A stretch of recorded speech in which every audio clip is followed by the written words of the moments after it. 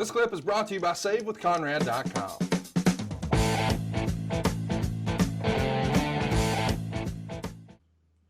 One of the other things I wanted to bring up is, his behind the scenes relationship with the talent. I don't know when's a good place to actually have that conversation, but I've always been curious. How does that change? Did it change? What was it like? Like, as you said earlier, the boss's son, there is a certain expectation that comes with that. There are preconceived notions with that. Did he often try to prove that he was, not just the boss's kid? He was one of the boys, or how does he fit in? Because it really is a tough spot to be in, is it not? Not walking in those shoes, it's really hard to judge, and it's really hard to explain to people just what that's like. So it's tough. I mean, it's a tough road to haul. And when you are next to the boss, whether you're his son or whether you just work with him all the time, you're judged in a separate way. It's people look at you as, oh, well, they're next to the boss. They look at Shane. Oh, well, better be careful. That's the boss's kid.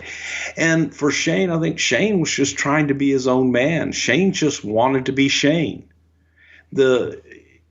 It's difficult. It's just difficult because you walk into any situation and you're already prejudged before anyone ever says hello to you as to who you are and what you are, based on, in this case, his genealogy. So Shane's walking in. Oh, it's Vince's kid. He looks like Vince. He walks like Vince. Shane just wanted to be Shane. So I think that Shane tried to just be himself, and he happened to be Vince's son. My goodness, what an undertaking. Somewhere in this era, though, I don't know, maybe mid-90s, we started to hear rumors, and often it's associated with Raven, that perhaps Shane was partying a little too much with the wrestlers, enjoying his time as a young man. What can you tell us about that? Shane liked to have a good time. Yeah. And there were times that, when Shane was working in the office, that we all went out afterwards, whether it be a Friday or a Saturday night, if we were all in town, and we would go out. Shane had a good time. I don't know that it was anything that necessarily got out of hand. And I think that in some respects that was, some of those stories have been blown out of proportion quite a bit because it's the boss's kid. So it's easy to blow some of those out of proportion. Some of them are well earned, I'm sure.